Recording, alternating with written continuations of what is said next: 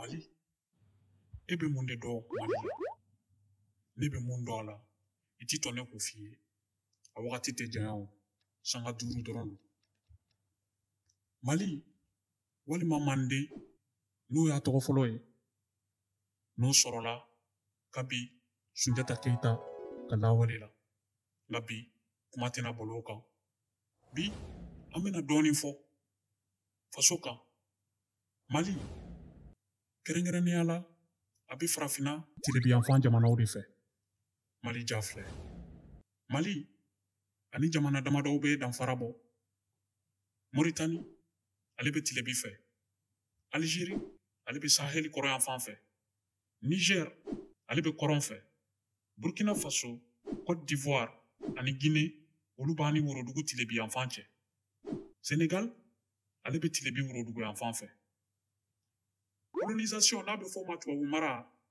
tubabu ka don an kan ka farafinw minɛ ka farafinw ka jamana k'u ta ye o daminɛ o kɛra san 1880 silamɛ san 1297 o de senfɛ nanzaraw kɛrɛnkɛrɛnnenya la faransikaw u y'an ka jamana minɛ ka tɔgɔ yɛlɛma ka da ko Sudan français o kɛra utukalo tile 27 san 1892 silamɛ san 1310 septembre kalo tile 28 tubabu san 1958 Mandenkaw ani Senegalikaw u jɛra ka fara ɲɔgɔn kan ka kalafili dɔ kɛ n'a bɛ f'o ma ko référendum ani élection u bɛɛ ye kalafili de nka an k'a dɔn k'a fɔ ko référendum senfɛ jamana kɔnɔdenw bɛ bɔ u bɛ taa kalafili k'a fɔ awɔ an bɛ ko dɔ de la walima ayi an tɛ ko dɔ la élection o senfɛ jamana kɔnɔdenw u bɛ bɔ u bɛ taa kalafili ka ɲɛmɔgɔ dɔ sugandi ko o sigi u kunna balimaw nin y'o danfara fitinin ye ninnu fila ni ɲɔgɔn cɛ nin wagati in na o référendum in de kɛra Senegalikaw ni Mandenkaw farala ɲɔgɔn kan ka taa kalafili kalafiliw y'a jira k'a fɔ ko n'i ye mɔgɔ ta 100 o 100 o mɔgɔkulu la ko 97 k'olu ko ko awɔ ko ka fara ɲɔgɔn kan k'an yɛrɛ ka jamana ko sigi sen kan k'an yɛrɛ ka yɛrɛma hɔrɔnya ta Mandenkaw ani Senegalikaw u ka laɲini sabatira avril kalo tile 4 tubabu san 1959 silamɛ san 1378 Mandenkaw ni Senegalikaw u y'u ka jamana sigi sen kan k'a tɔgɔ wele ko Fédération du Mali n'o ye Sudankaw ani Senegalikaw ka jɛkulu faralen ɲɔgɔn kan u y'u ka yɛrɛma hɔrɔnya sɔrɔ juin kalo tile 20 tubabu san 1960 nka kalo 2 kɔfɛ Senegalikaw olu y'u yɛrɛ sama ka bɔ jɛkulu la ka tɔ to Mandenkaw dɔrɔn ye o de la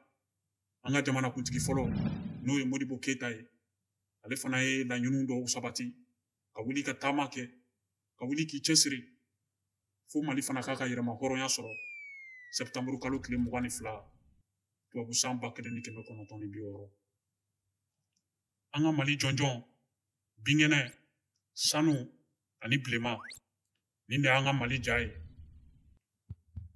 sumaniw b'a jira k'a fɔ ko Mali bonya k'a bɛ bɛn kilomètre carré 1,241,238 o la an bɛ don min na i komi bi n'o ye tubabu san 2020 ye ani silamɛ san 1441 ye a yirala k'a fɔ ko mɔgɔ hakɛ mun bɛ balola Mali la k'o de ye maa 20,000,000 maa 165,286 o la o maa hakɛ in cɛla a yirala k'a fɔ ko n'i y'o ta ko 100 o 100 k'i bɛ taa sɔrɔ ko denmisɛnninlamɔgɔ k'o de ka can kosɛbɛ k'o bɛ t'i yɛrɛ sɔrɔ ko fo 67 la 100 sara la Mali tun ye duguba 8 de ye nka tubabu san 2016 a yɛlɛmana u ye duguba 2 fara kan ka kɛ duguba 10 ye Kayi Kulikoro Sikaso Segu Mopti Tombouctou Gao Kidal Taodini ani Menaka olu de farala ka laban in na kɔgɔji tɛ Mali la nka kɔba 2 bɛ yen n'o ye Senegal ani Bajoliba ye Maliyɛn den bɛɛ kan k'i fasa fili ka baara kɛ ni nin hakilina ye n'o de ye jamakulu kelen kunkelenna kelen ani hakilina kelen an tun ko sanga 5 de n'Ala sɔnna a ma an bɛ bi ta sonsori yan nka an bɛ dugawu kɛ ɲɔgɔn ye Ala k'an bɛn siɲɛ wɛrɛ ta ma nin y'a siɲɛ fɔlɔ ye nin tɛna k'a siɲɛ laban ye n'Ala sɔnna a ma don n'a nataw la an na bɔ ka kumaw ye ko wɛrɛw kan an faso kan todunkan na tudunkan kɛnɛ kan. Wassalamu alaikum warahmatullahi ta'ala wabarakatuh.